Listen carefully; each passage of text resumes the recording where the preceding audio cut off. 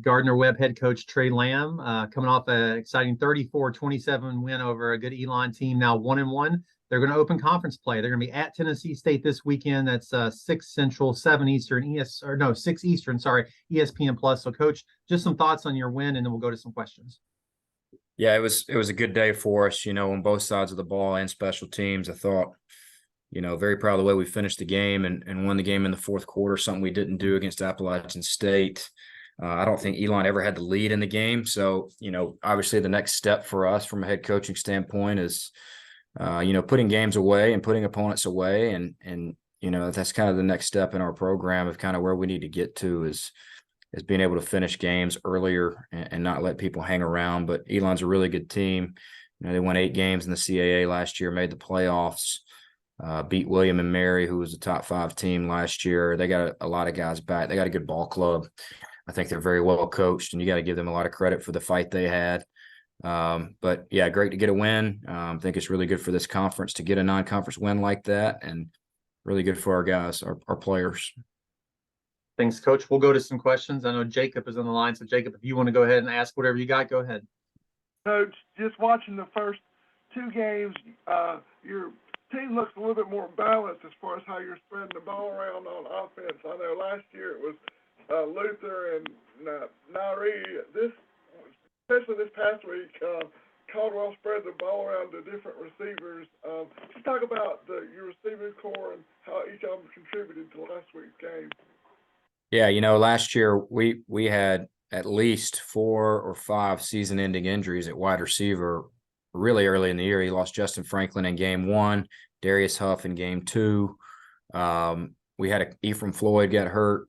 Caleb Borders had to come in. We were playing with some walk-ons at wide receiver last year because of our injuries, and this year we've been lucky to stay healthy there. So I think it's more of a product last year of injury base. We only had Cottrell and TJ for the majority of the year, so they were getting a lot of touches.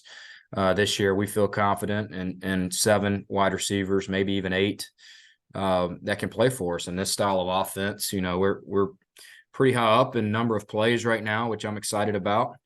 We're going to have to play a lot of receivers and skill guys, and we got to stay fresh. We ran 91 plays Saturday.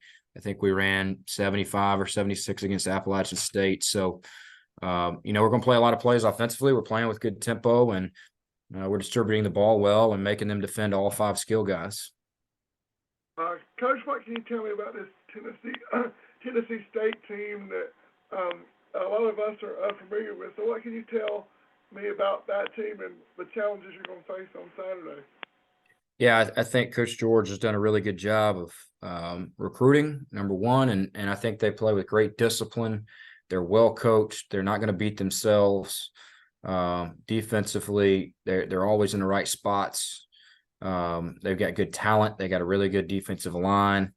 They're playing 2 quarterbacks a little bit right now, so we'll see about that. But I've coached against Tennessee State 3 times. I've played against them, obviously, every year I was in the OVC. So just a great historic program, one of the best, most established HBCUs in the country, right there in Nashville. I think it's a really good job. Coach George has done an excellent job. Coach Reed was there when I was playing and coaching. But so many great players come through there, and great history in that program. They know how to win. The last thing for me, this is your first conference game. Kind of pressure ticks up a little bit. So how excited are y'all to start Big South OVC play, and what's it going to take to get a win on Saturday?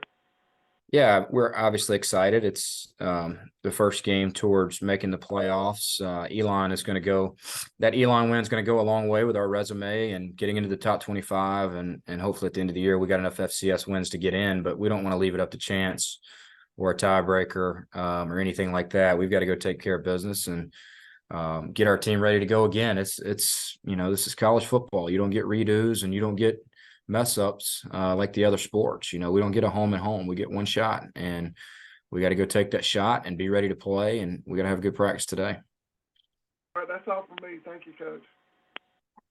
Coach, just maybe in the past, a traditional conference schedule, all the games would be at the end of the year. Now that's kind of changed for everybody. So what's it like to play a conference game this week, and then you'll have a couple of weeks before you play another one, and then sort of a break again? Does that matter at all? I know you have to play each game as it comes on the schedule, but just thoughts.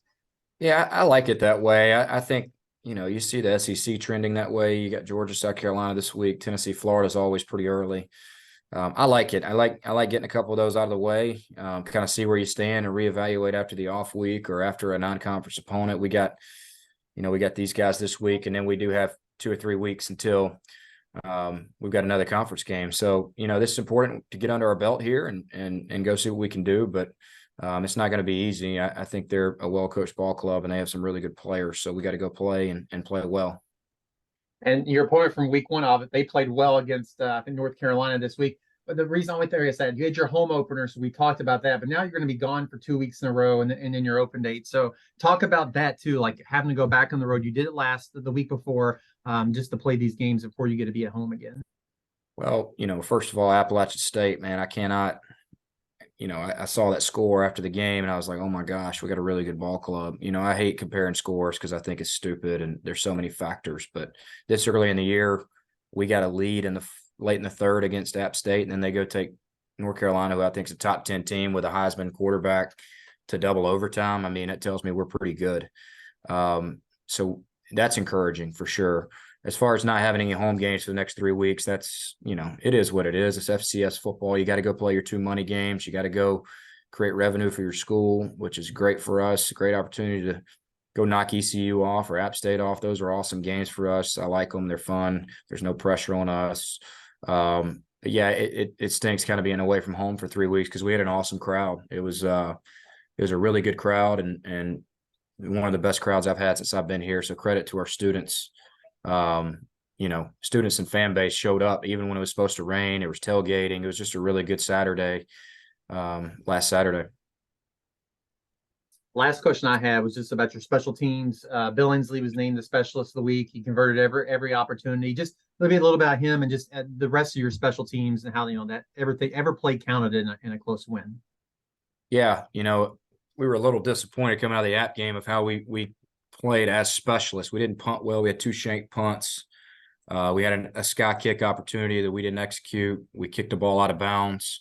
So I challenged those guys this week in front of the team and said, hey, look, we're only as good as you guys are. It's like playing offense without a quarterback. You're only as good as your specialists. So we got to have 10 guys rallying to the ball and winning their one-on-one matchups and playing with their hair on fire. But we got to execute as kickers and punters and snappers. And we did not do that against App State. So I was very proud of the way we did that Saturday. Jay was 100%. I would have felt very confident putting him out there for a game-winning field goal, but we wanted to go ahead and finish the game there offensively. We had the momentum on our side, and I wanted to be aggressive. And that's kind of how I call the game and how we play on defense and special teams is we're going to play to win. And very happy Jay kept us in the game early with a couple field goals and extra points. But, yeah, it was awesome for him to get Player of the Week. Anything else for Coach Lamb? All right, Coach. Thanks for your time this morning. Best of luck on Saturday. We'll talk to you again next Tuesday. Awesome. Appreciate it, Kyle.